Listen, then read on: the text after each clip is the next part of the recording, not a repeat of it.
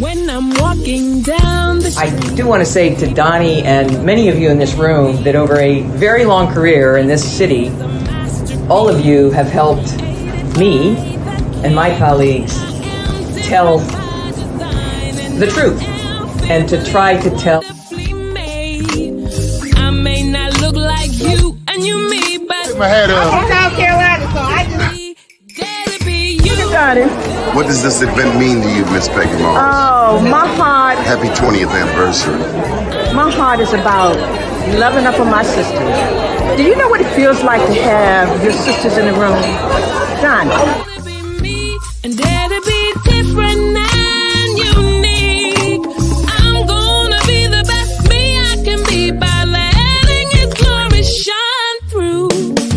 I am beautiful, I am blessed, but not just what you see in the flesh. I'm free from people, free from myself. There's The doctor lived next door to the janitor, to the reverend, and the lawyer. We were together. Now we get so high and mighty that you create stress for your society because you don't like poor black folks either. That's a health problem.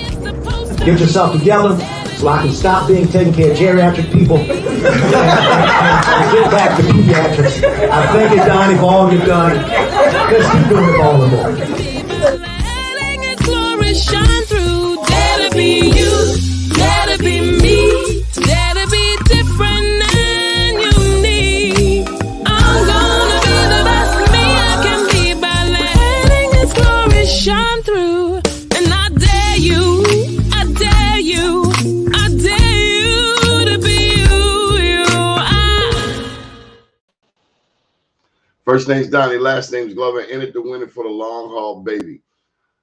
Back in, what was it, 2021, we had the 100th commemoration of the destruction of Black Wall Street, the commemoration of that historic event. As you well know, we've been giving away the Joe Mann's Black Wall Street Awards for the past 11 years or so. It's when I first learned about the whole story of Tulsa. Of course, many of us knew the story based on the Gap Band song, You Dropped the Bomb on Me. We knew the story, but we didn't know that we knew the story, if that makes any sense. You dropped the bomb on me. How many of you knew that that song was all about Tulsa's 36 square blocks of businesses destroyed in less than 24 hours? Well, there's one author who wrote a book about it. His name is Mr. Hannibal B. Johnson, a member of the oldest African-American fraternity in the United States, Alpha Phi Alpha. But he's now written a new book, and he's here to discuss it. Hannibal, how are you, sir? I'm doing well. I got to ask you this. Hannibal, when did you come to love your first name? I've always loved my first name because my father was a history buff, and he explained to me early on that I was named after this remarkable Carthaginian general who defeated the Romans BC, and that was an incredible legacy to live up to. And so I relish the uniqueness of the name and the kind of gravitas or substance that it represents. Did it make you like an egomaniac once you found out who Hannibal was? I mean, you got one of the baddest names in history. That's like Genghis Khan. That's like Mansa Musa. Hannibal. Then they come out with a TV show with the 18. Yeah, but it gives you a lot to live up to. And it's that living up to means constant striving. It means that you can never live up to the full magic and myth of the name, but you can move in that direction. So I see myself moving in that direction always. So life is it's a journey. Absolutely. So what was your first victory? What was your first conquer? Interesting question. So I think it may have been in the 8th grade when I was elected president of the student body in a new school that I had just moved to months earlier. I'd moved from Texas to Arkansas, and I was in the 8th grade. It was a predominantly white school, but I went out of my way to be kind and respectful to everybody. So at the end of that school year in the spring, I was elected president of the student body, the first Black president ever of the student body in this school. That's pretty remarkable. I didn't go to school with white kids until the 9th grade. I was about 14. And having grown up in Baltimore, which is the home of segregation, it was culture shock for me. It was a white school in a white neighborhood. And the white kids in that neighborhood could fight. They probably, many of them couldn't attend the high school because it was really highly academic, but they could fight. They could fight like Black kids. And that was a culture shock for me. I didn't like it. To say the least, I didn't like it. I'm sure. But I learned something. I learned about rock music. And then I later learned what role Black people played in rock music, like Sister Rosetta, was it Rosetta Stone? Rosetta Tharpe. Tharpe, yeah. The mother, the godmother of rock and roll. She's amazing. She is amazing. Yeah. So Texas, I got to show you this. This is the book. I Am Black Wall Street. That's the second book that came out. And whether you know it or not, you inspired that book. You helped inspire that book. But I've learned, like in Oklahoma, we're going to get to your new book, but in Oklahoma, one of the things I didn't know was the 70 to 80 Black towns that were in Oklahoma. Because, here on the East Coast or here in Baltimore, I don't know if it's how I was raised or what I was educated to or not enlightened about. No one really talks about Black towns. You hear about this and that, but you don't really put the whole story together to understand the magnitude. Like, I didn't know that Burlington Island, New Jersey is considered the cradle of emancipation, or about Seneca Village in New York City in 1828, or Weeksville in Brooklyn going back to 1835. But out there in Oklahoma, they had 70 to 80, but presuming you were born in Texas, Texas has more Black towns than anybody. I was actually born in Arkansas. Arkansas is my home state. Yeah. Well, were there Black towns in Arkansas? There were certainly Black communities. The unique thing about Oklahoma is Oklahoma comes into statehood late in 1907. So Oklahoma had been used as a resettlement center essentially for Native tribes. It was called Indian Territory, and then divided into Indian and Oklahoma Territory. Well, the lure for Black folks of Oklahoma was that because it was not in the Union in the late 19th century, it had not entered the Union yet, and because it was having sort of all-call land openings in the late 1880s, it seemed like a great place to escape the crucible of racism that existed in the Deep South. So Black folks were lured by the promise of Oklahoma, but they were also recruited by people like E.P. McCabe, who was a Black man who had been a high elected official in the state of Kansas, came to Oklahoma in the land run in 1889, founded the all-Black town of Langston, where the farthest west of the HBCUs, Langston University, is located. He began recruiting Black folks to come to Oklahoma and resettle. His idea was not only to create all-Black towns within Oklahoma, but ultimately to create a carve-out of an all-Black state within Oklahoma Territory. Met with President Benjamin Harrison in 1890. They talked about the idea. Some legislation was drafted. Obviously, it didn't go anywhere, but the migration continued. So Oklahoma had dozens of these all-Black towns, about 13 of which still exists today. Well, I've also learned since meeting you about Kansas, where I think John Brown, but also the white abolitionists, but also some black people like Henry Adams down in Louisiana, Pop Singleton. Yeah, you know, one of the early black towns in our history is Nicodemus, Kansas. Really prominent black town. And Nicodemus still exists. So that made Kansas very attractive. And then they started pouring, my understanding, many blacks started pouring down into Oklahoma. But then, Hannibal, I learned about a man who's similar to your namesake, Hannibal, Chief John Horse. I don't know if I ever shared this with you. Chief John Horse, I write about it in this book. He came out of Florida. He was one of the first blacks to go into Indian territory, 1843. And he led soldiers on the Trail of Tears because the storyline has been painted that the blacks on the Trail of Tears were slaves. And he's proof positive that not all of the blacks on the Trail of Tears were slaves. Not all, but many. And one of the historical facts that we sugarcoat that most of us don't know because it's not part of the regular curriculum, we talk about the Trail of Tears.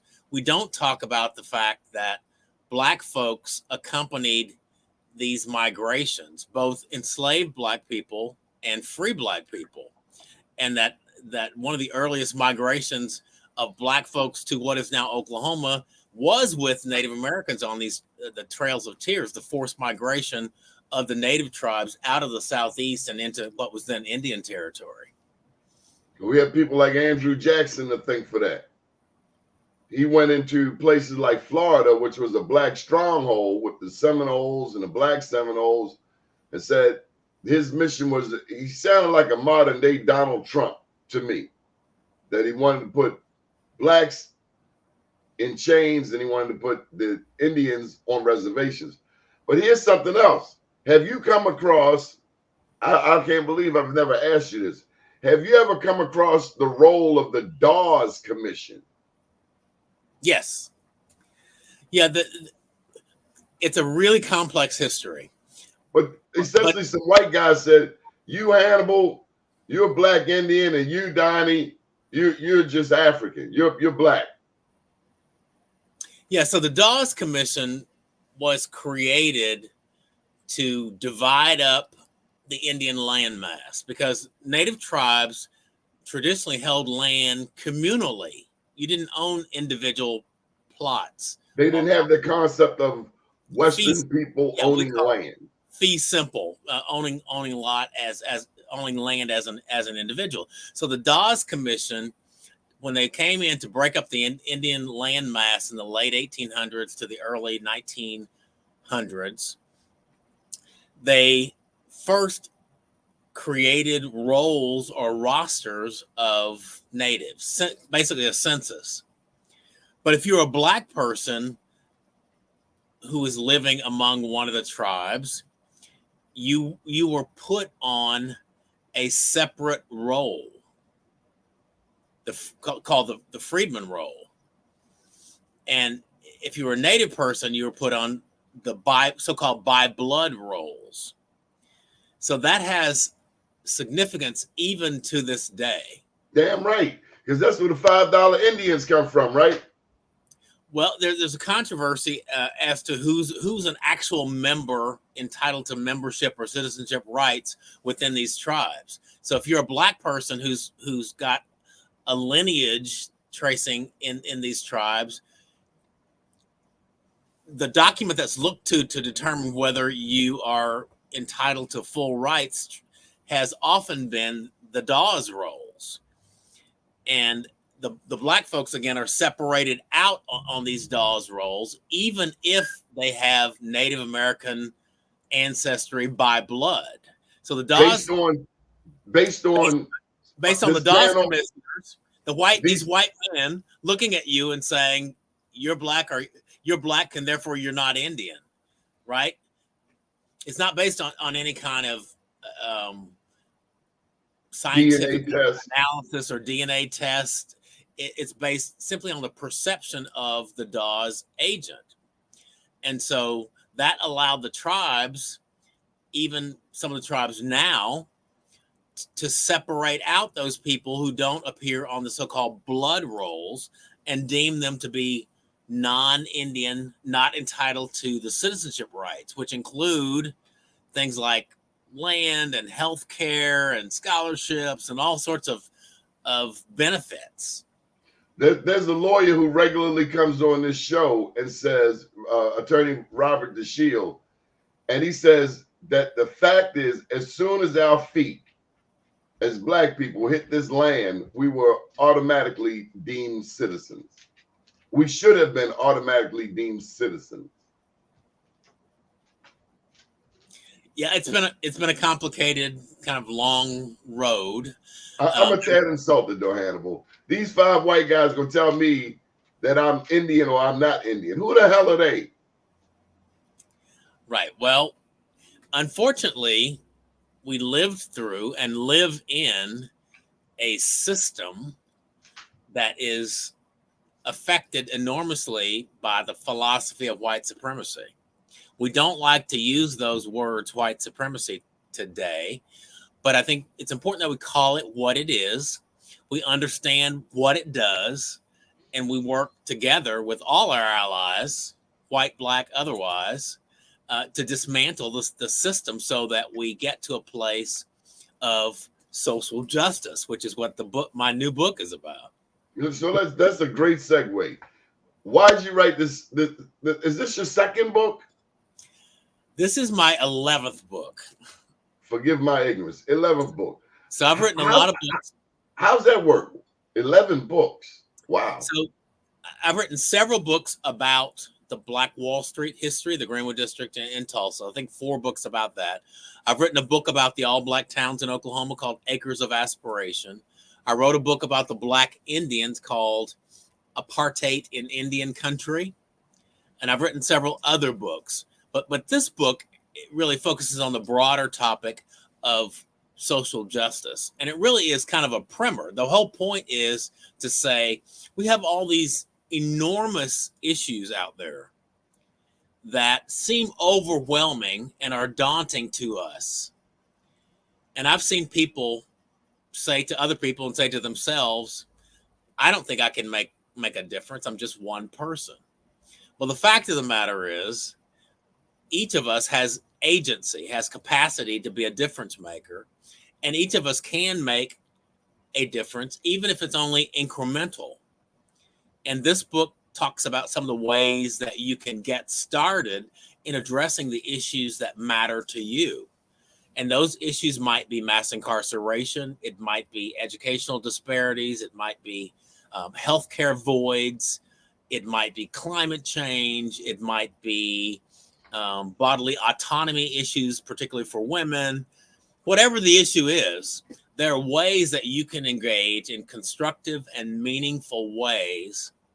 And if we all did that, just think about the difference that we could make. You know, there was one person over here on the East Coast who made a huge difference. His name was Marion Barry, former mayor of D.C. He was Al Maynard Jackson. Atlanta had Maynard Jackson. Y'all had Black Wall Street in Tulsa and Greenwood District. Modern day, we had a champion in Marion Barry. He made not only black millionaires, but he made white millionaires. He was a black man out of Mississippi, a chemistry major who understood that politics without economics equals nothing. There's an African proverb that says, if you think one person cannot make a difference, try spending the night with a mosquito. True. Yeah, it makes sense. Yeah, that's a great proverb. What prompted this book? Well, I think a couple of things. One is I see a lot of apathy. People just sort of disengaging from the world because the world is a complex and frightening place. And 2, I see what I perceive to be an incredible increase in incivility, the inability of people to even talk with other people without undermining and demonizing the other person. So we have challenges, and there are various ways we can impact and affect those challenges, all of which are going to involve some level of discussion, dialogue, and debate. So we have to get back to a place of civility and the ability to work with and through our challenges, sometimes to agree to disagree, but to move forward. So those are things that really motivate me to encourage people to engage with their community in constructive ways. Would you say that listening is a critical component to this method? Absolutely. Because I know I don't listen well. I get told that all the time. This lady's always telling me you don't listen. Well, of the 10 ways we can advance social justice, one of those ways is listening intently. So it's speaking truth, listening intently, engaging with the community, seeking to serve. All those things are really important, but listening is really foundational and fundamental to moving the needle on any particular issue. We have to be willing to listen to differing views. Doesn't mean we have to accept those views, but listening is an act of respect. And part of a commitment to listen is a commitment that one will be open-minded, that one will actually entertain what one hears. Doesn't mean you'll accept it or act on it, but genuinely being open to the possibility of being changed by messages that surround you is a really important part of moving toward social justice. Hannibal, sometimes it's hard to listen to somebody who knows every damn thing. It is. And I've met that type of person. So I have one red line in terms of listening. I'm not going to listen to you if you at the outset deny my humanity. We're not going to engage. So that's my bottom line. All of this assumes that everybody in conversation acknowledges and validates the humanity of the other people in conversation. You can't have a conversation absent that. Is that happening in the U.S. Congress, in the Senate? I mean, my God, they push term limits down our throats here in Baltimore City. Somebody thought it was a good idea, and I'm trying to tell them that, dude, you're cutting black people's throats. If you see majority black districts, it's only because they were long, hard worked for, long overdue. These people come in with term limits that do not benefit the black community in Baltimore, but the other community. It's like, dude, we worked so hard to get to this point, and now you people, I said you people, just gave it away. Term limits for me need to be in the U.S. Senate, where you got multimillionaires making decisions over our lives. I just think they should be term limited out. I don't think a statewide, a federal official should retire in office. Mitch McConnell should have been damn gone. Strom Thurmond should have been, it shouldn't have taken this long, shouldn't die in office. And let some young people in there. Well, I mean, the counter argument to that is that's for the voters to decide. If they want to give him term limits, they vote him out. Do you believe in the political system that it works? I think we have obviously huge challenges in our political system, right? And we have people who say one thing and do another thing. We have too many of those people. We have people who are incredibly and unnecessarily partisan. The allegiance is to their political party and not to the United States of America. That's a problem. All these things are problems. They're big challenges. When you hear "Make America Great Again," what do you think? Now, see, you got me veering into this partisan political conversation. Okay, all right, fine. But okay, I'll answer that one though. All right.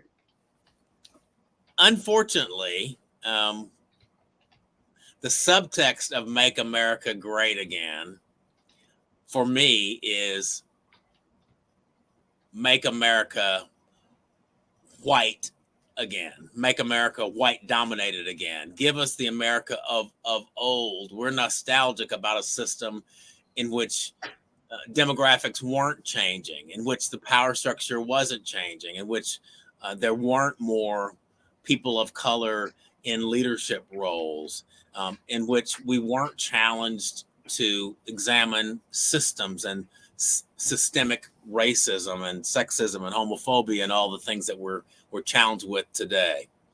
It represents to me a longing for a system of old in which we, meaning white people, were dominant and largely unchallenged.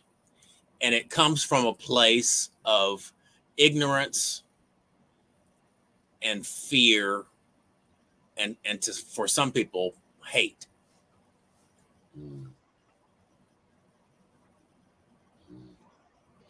Okay, so 10 ways we can advance social justice. Here's a quote: social justice is recognizing that even if you think you're the chosen one, you're never the only one. Until you come to my side of the fence to see what I see, and I come to your side and see what you see, we will struggle with social justice. Johnson's book will help get us there. That's J.C. Watts, politician, clergyman, businessman, athlete. Who is J.C. Watts to you? So J.C. Watts is actually a personal friend of mine. We went through a statewide leadership program. It's been 30 years ago. He's from a prominent family. His family historically was Democratic. He got one statewide elected office as a Republican, then was elected as a Republican congressman. He was very prominent in the 90s at the federal level. He's a good guy who believes in the power of economics and believes that there should be voices on both sides of the aisle. He is not an extremist or fanatic or anything like that. I mean, I think we have to keep in mind that most people agree the Republican Party that we see today is not the Republican Party of the 90s. It's a different beast today. The former President Trump has influenced it to such a degree that it's barely recognizable if you look back at the Republican Party of the 90s.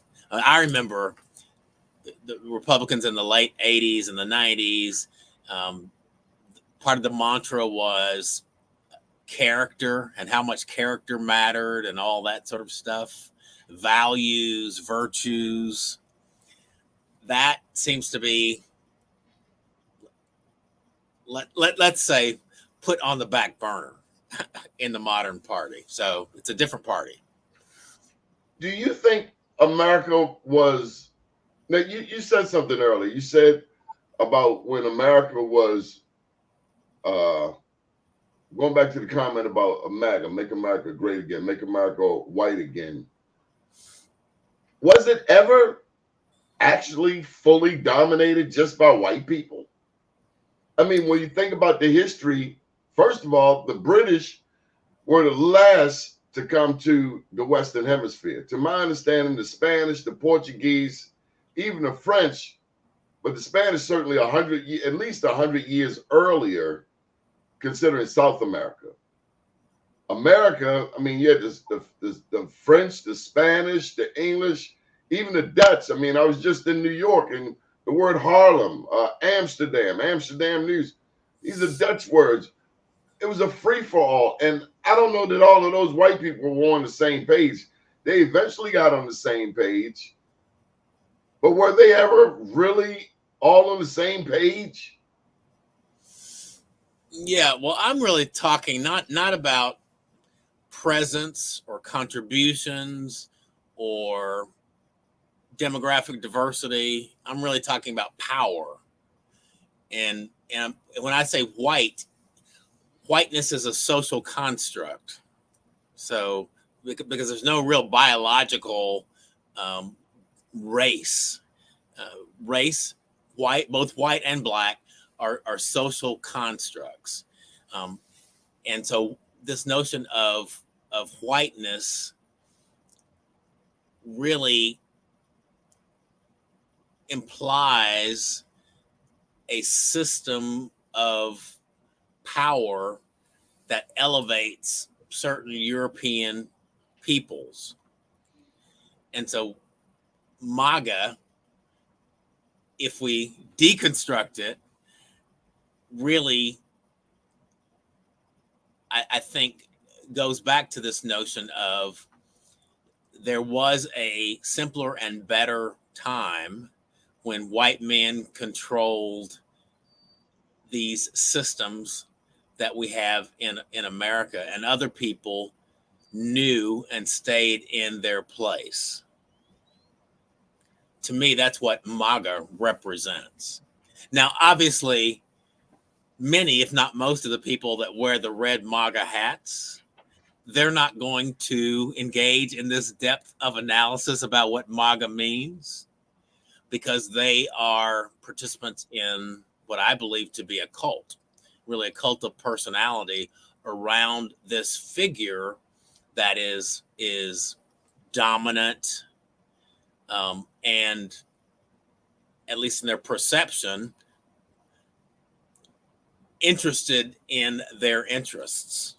I would argue with them about that. I would argue to them that candidate Trump is really interested only in his own self-interest and not in the interest of a lot of people who are loyal to him or beholden to him.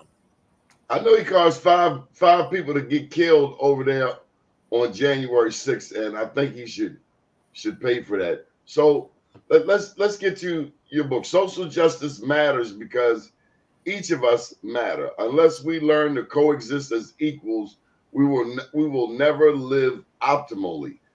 So I gotta ask you this question, based on that statement as a backdrop. If Black people get all of the mental health therapy in the world, will it matter one iota if white people don't also get therapy?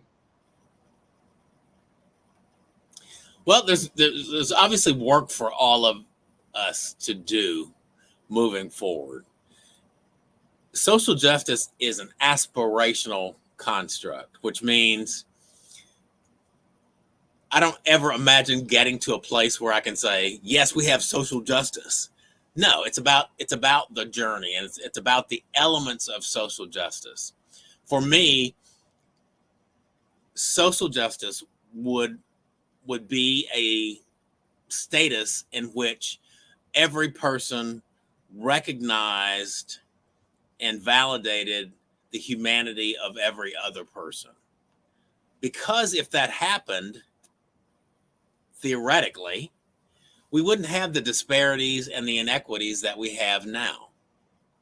But, we have to deal with the fact that we have a history. We're not operating on a blank slate. We have a whole history that has to be resolved. And you mentioned sort of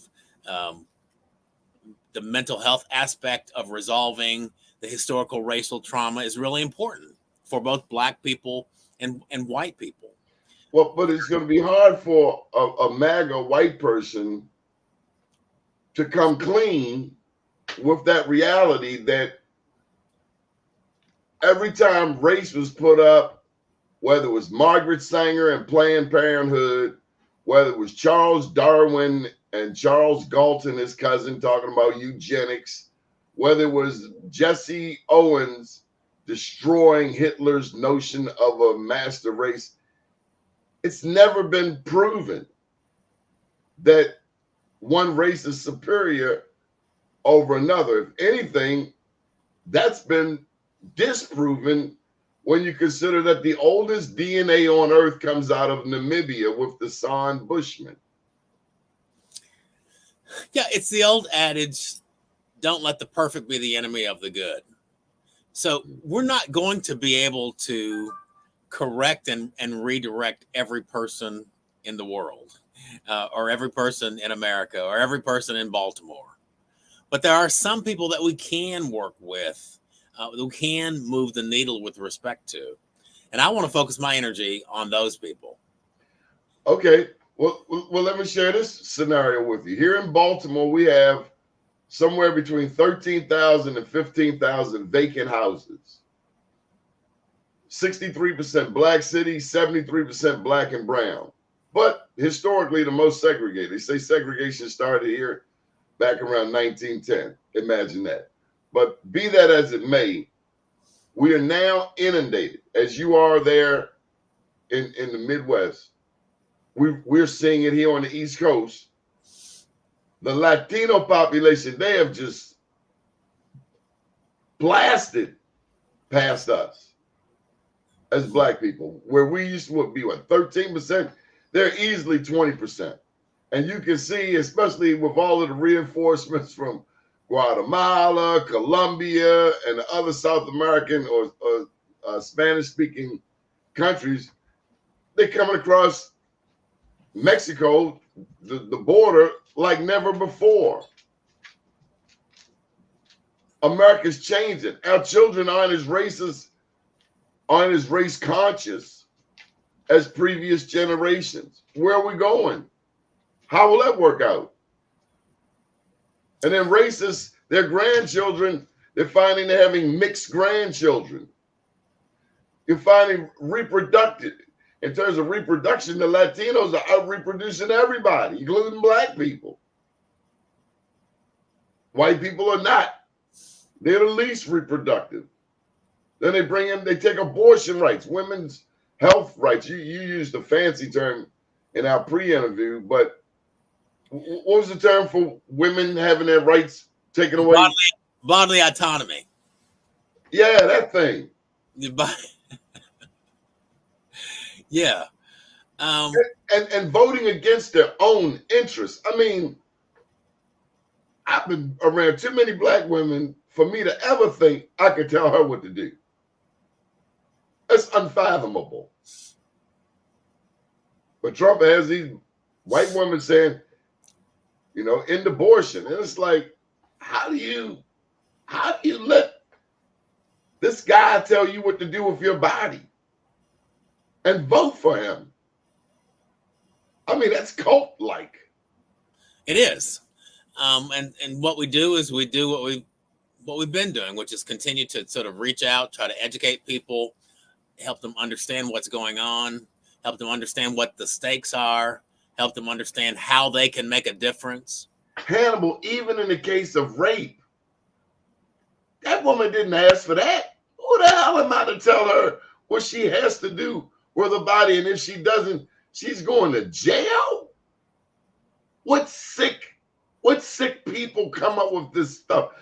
That's not socially just. So great example. So if you're concerned about that particular issue, then how do you engage? There are many ways you can engage. One of the things I suggest to folks is you punch Clarence Thomas right in his face. Not that.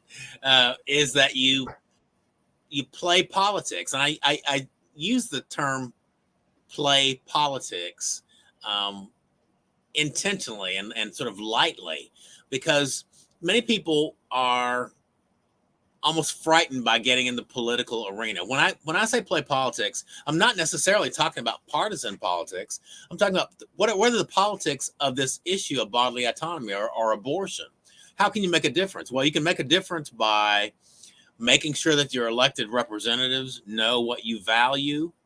You can write letters, you can protest, you can support organizations that you know are and have been working on this issue for a long time. You can write an op-ed to your local newspaper where people in similar circumstances might actually read and be persuaded by your voice. There are all sorts of little things that you can do. And if we all do those little things, it can make a huge difference in terms of helping the people who are elected to represent us understand and act on our voices. And if they don't, we can make sure they're not ever elected again. And that's the way the Very would agree. works. The system, we have a system. We can work within the system to try to make changes. You could obviously also you have the option of working outside the system, but sometimes those things that you can do outside the system are going to be illegal and are going to get you into trouble. So if we really value the system that we have, the larger system being democracy, let's work within the system to see if we can move the system in ways that are more fair and more just to more people. 10 ways we can advance social justice.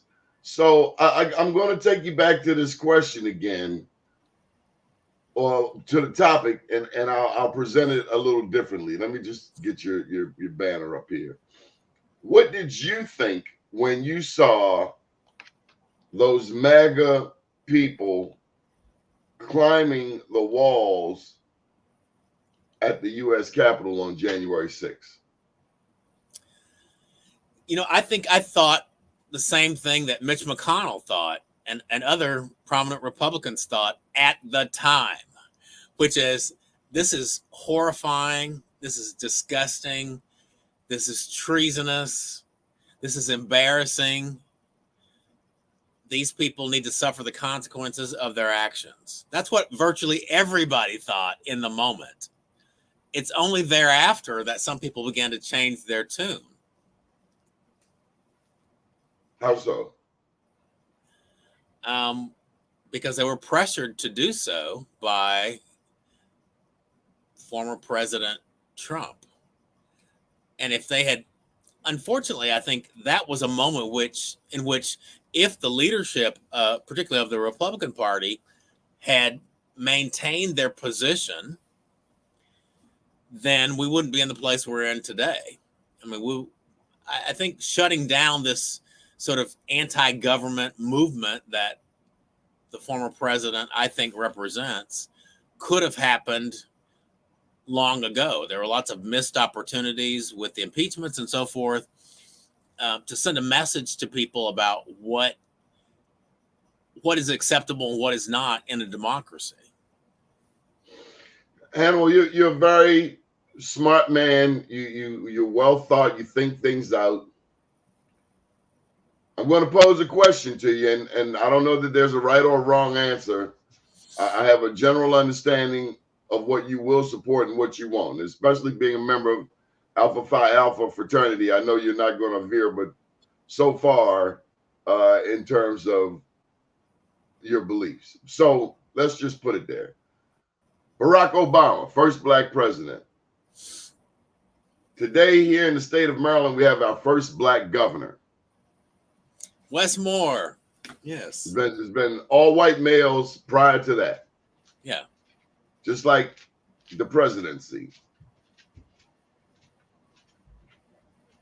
There's this notion that a black governor, a black president is everybody's president. But yet when other people, other races are in that position, nobody says that crap. Oh, he's the president for everybody. There's this assumption, going back to the social construct you described earlier, that the white male is at the top of this, I guess, pyramid, so to speak, or historically, or at least traditionally going to the establishment of this country where they got to make the decisions, the Indians got to die, and black people got to wear chains. What is the role of a black elected official today, 2024? be it Arkansas, be it Texas, be it Washington, D.C., New York State. What should we expect of a black elected official that we could deem as socially just? So I expect a black elected official, it might sound trite, to be the best that he, she, or they can be. I assume that such an official goes into office understanding that he, she, they may be held to a higher standard in the minds of some folk. But I don't expect, I mean, Barack Obama, let's use Barack Obama as an example.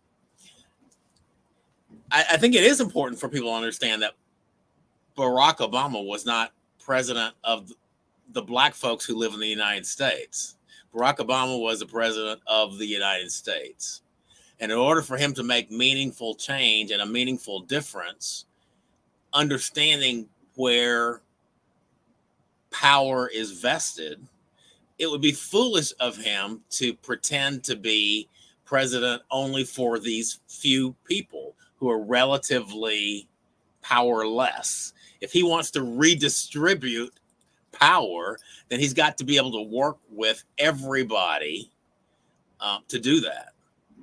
Does that make sense? I think he understood that black folks held him in particularly high esteem, rightfully so, because he was a first, as Kamala Harris is a first.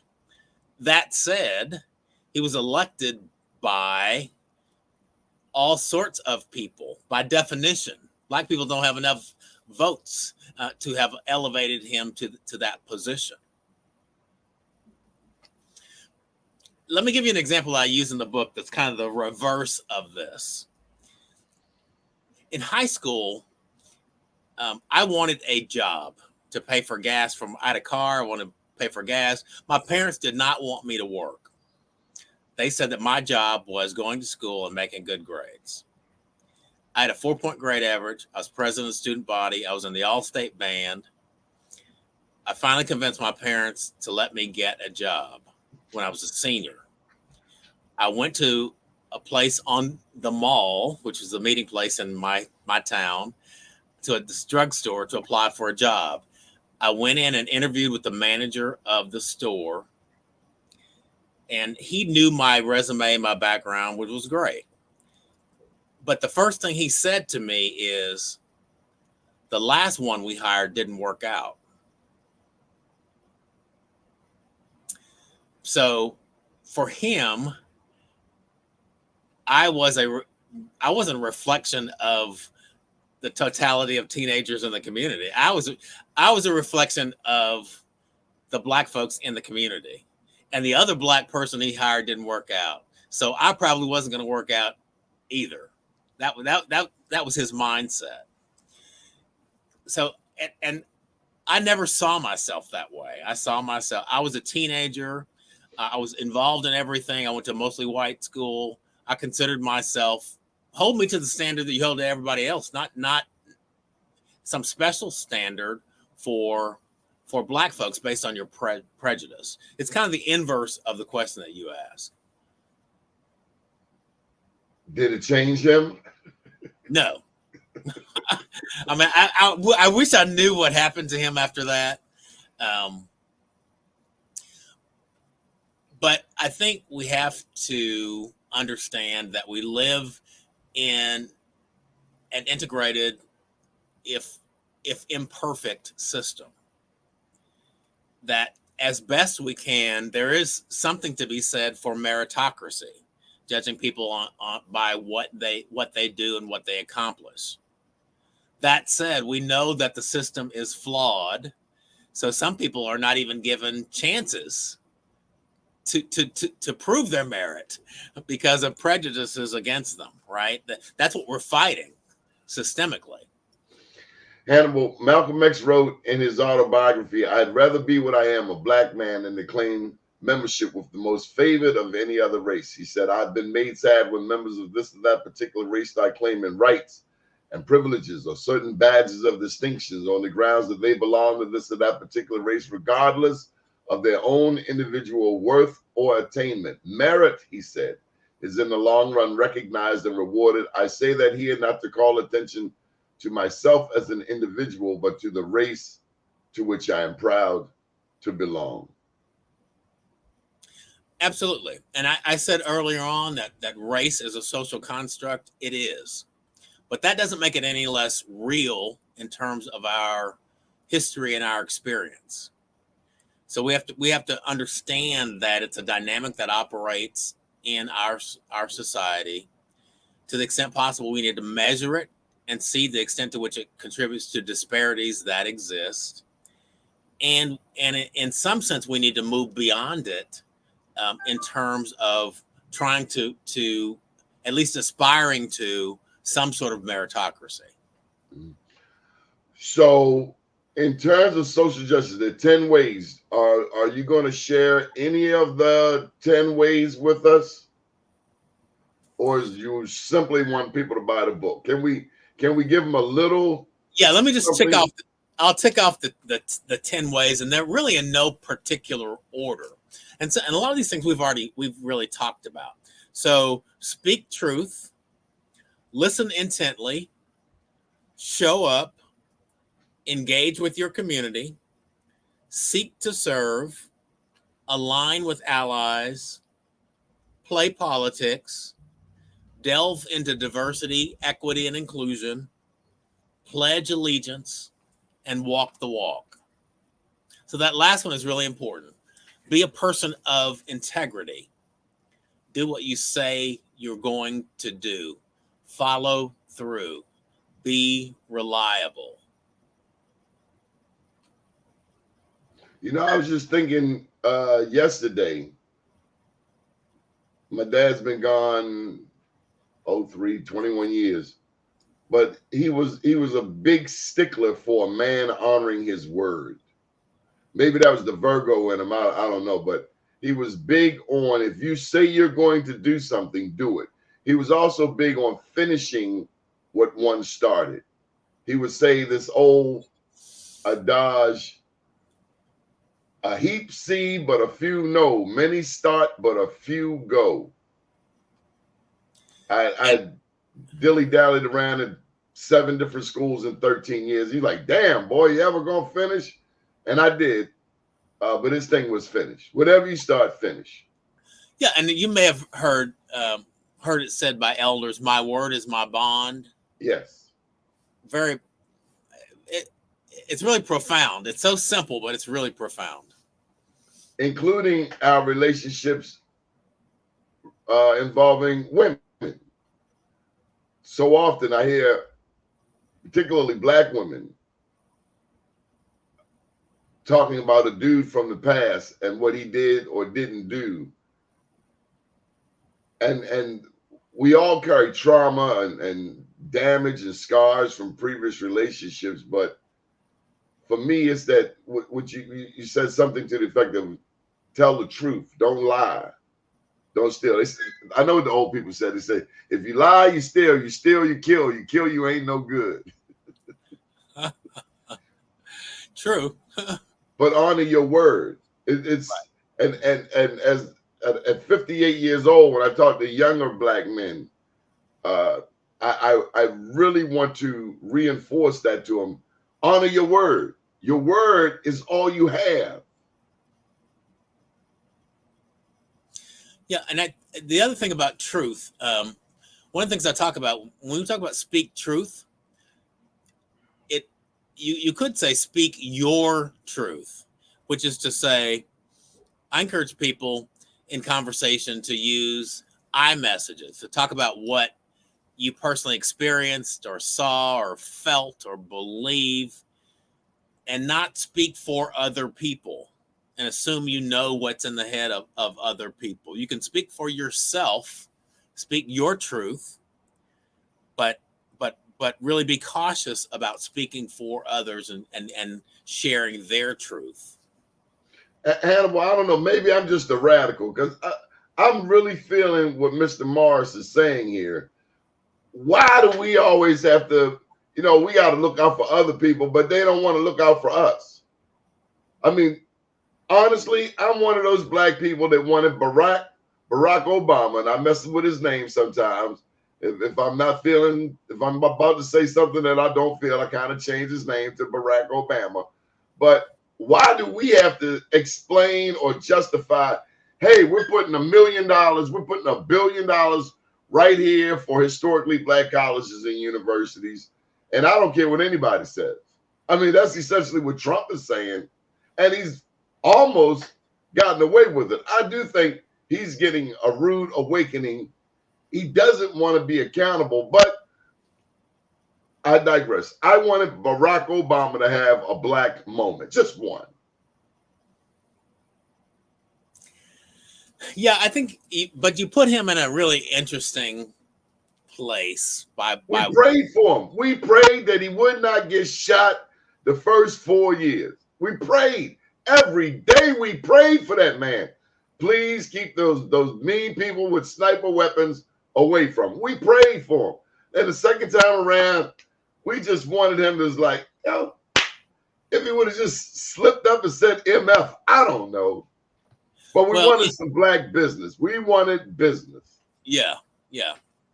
I think one of the ironies about Obama as a black president, I often think about Bill Clinton. Bill Clinton started a national conversation on race during his administration in the 90s.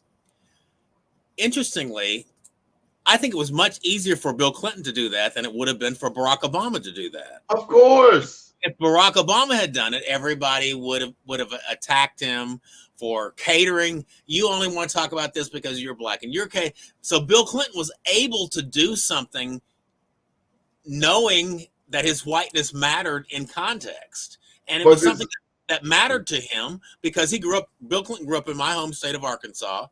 He was not ever unfamiliar with black folks. He understood that race is something that needed to be addressed, and he could do something about it.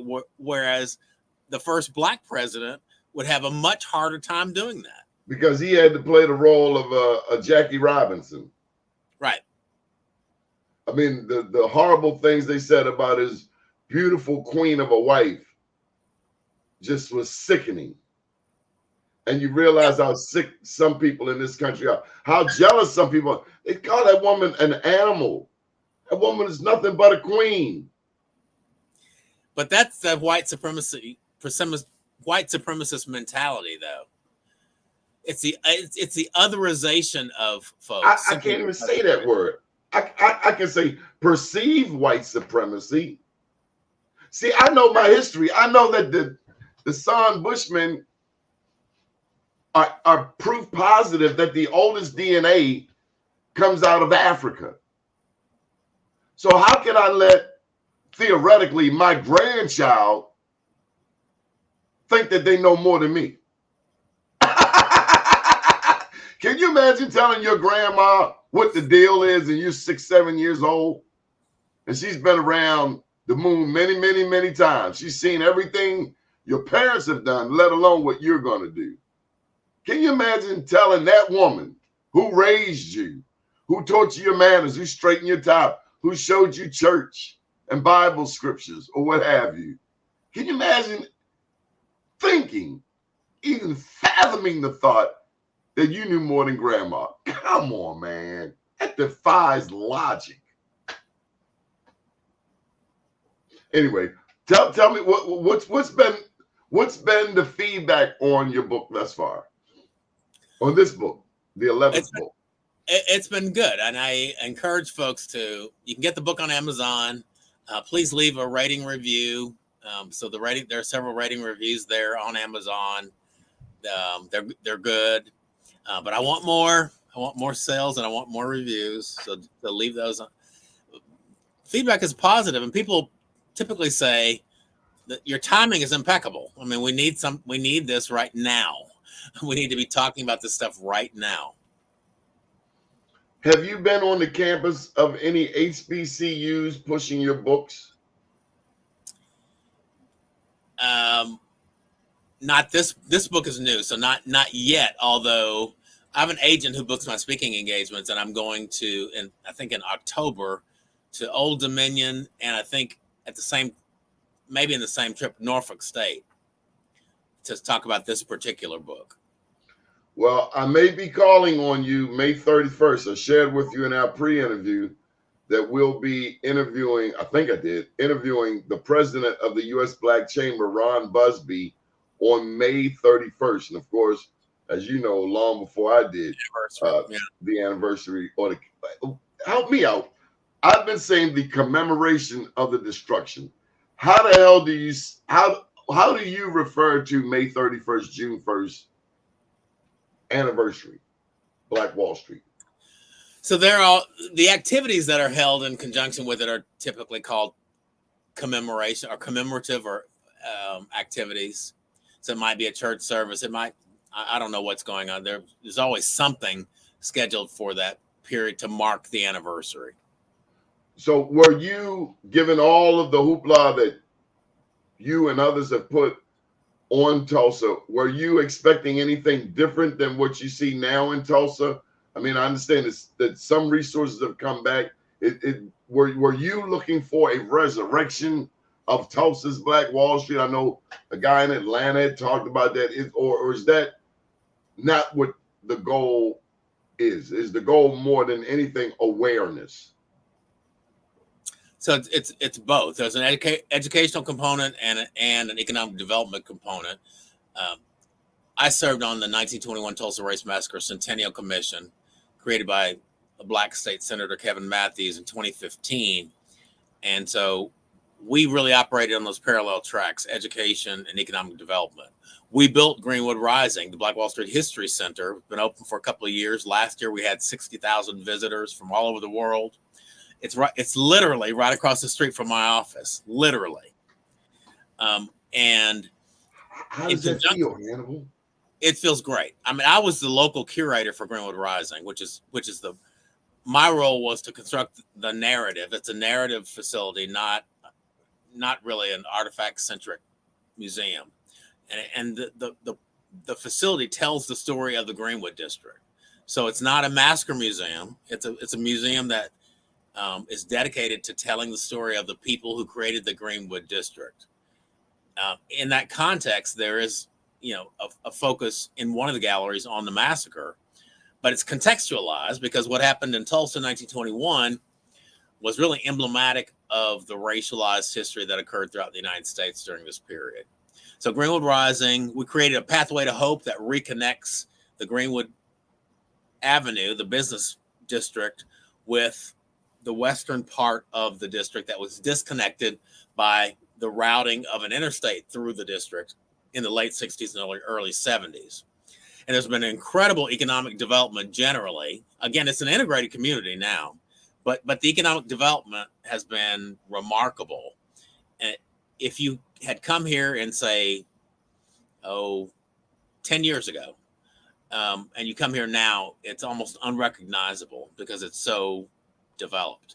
And Greenwood Rising has spawned cultural tourism, and cultural tourism has created the foot traffic that patronizes the gift shops and the sandwich shops, several of whom are on the soul food restaurant owned by Black folks.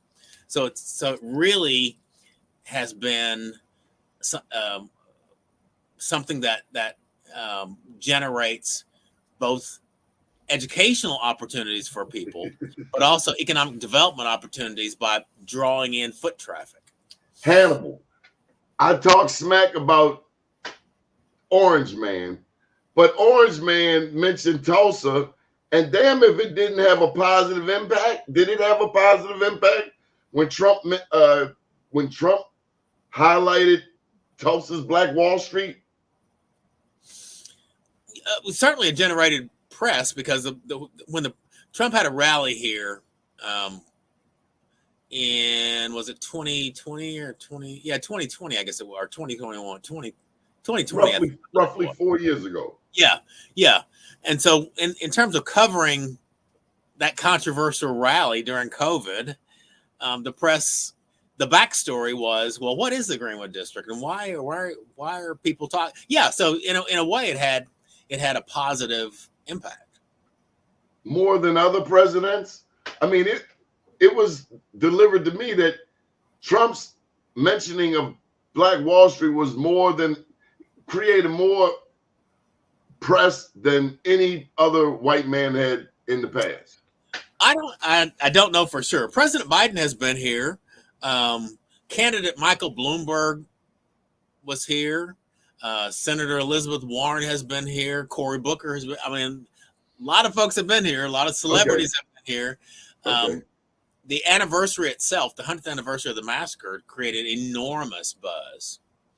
And even Robert De Niro and Leonardo DiCaprio visited Greenwood Rising, the Black Wall Street History Center, when they were filming Killers of the Flower Moon with Scorsese.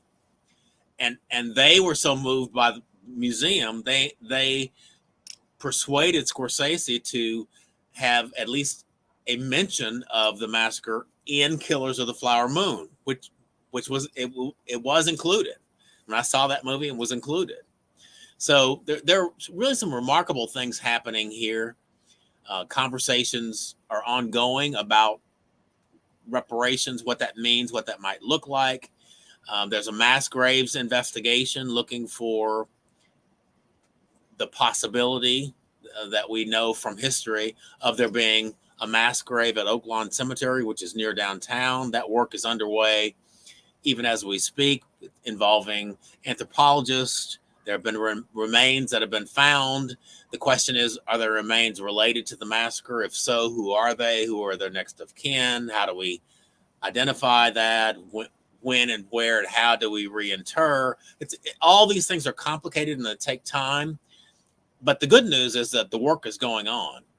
The good news is that all Tulsa Public Schools 8th graders visit the Greenwood Rising Museum as part of a field trip now. So this history is no longer buried. Quite the contrary. It's included in the curriculum and it's part of the experiential reality of kids in Tulsa today. Now, I've been to Arkansas before. I don't know if I told you, I've been to Little Rock. Yeah, you should go to, did you go to Central High School in Little Rock? I did, but more than that, we stayed at the Excelsior Hotel, and those black people over there knew Bill Clinton pretty damn well. I could say a lot of things I'm not going to say right now. Yeah, we're not going to say those things there. Okay, one more time. Tell me about why should people get 10 ways we can advance social justice, and we'll get out of here. Unless there was something we didn't touch that you wanted to. No, just say that there are lots of social justice issues that matter to all of us. And whether your issue is mass incarceration or educational deficits or healthcare disparities or abortion, bodily autonomy, or that the health and well-being of HBCUs, whatever your issue is, there are ways that you can make a meaningful impact. And so my book, 10 Ways We Can Advance Social Justice Without Destroying Each Other, is kind of a guidebook to giving you pathways to working on the issues that matter to you. And ultimately, in broad strokes, I would say these pathways fall into 3 areas. Introspection, looking at yourself, engagement, getting directly involved in the community, and advocacy, working with people who have access to and control over the systems that affect how these social justice outcomes play out. You know, one thing that really plucks my nerves is when I hear black people say, I'm not political. And my response to them, Hannibal, is everything you do is political or governed by politics. Politics determines who gets what, when, and where. For me to say I'm not political is like saying I don't exist. I do exist, and I therefore want to eat at this table like everybody else. Yeah, and ironically, not participating in the political process is a political act. Damn right. I want what's owed, from the Homestead Act to the 40 acres and a mule, the reparations, and any and everything else that we can and ought get. Good deal. Hannibal B. Johnson, any final thoughts before we get out of here? And we appreciate you. Thank you for taking time to push your 11th book on us. Yeah, thank you, and good luck with getting that bridge back up. How about that? Yeah. On that note, you heard it here first. Captain Darwin, like Charles Darwin, Pegues. We had him on the show. Talked to him Saturday. He is the only black tugboat captain in the United States, the only black-owned dredging company in the United States. And he's been big on trying to get other blacks into the tugboat, into the maritime industry. There are 6- and 7-figure opportunities for us, but he is the only black tugboat captain in America, Captain Darwin Pegues. And we've been working with him to make sure that he can get a piece of all of this business with this bridge. You heard it here first. Thank you, Hannibal. Thank you. Up to date, down tomorrow, do your day and everything will follow. Nothing to it but to do it. I got to do it, regardless of how I feel. I am somebody. I am my brother's keeper. Good morning, world. Thank you, Hannibal.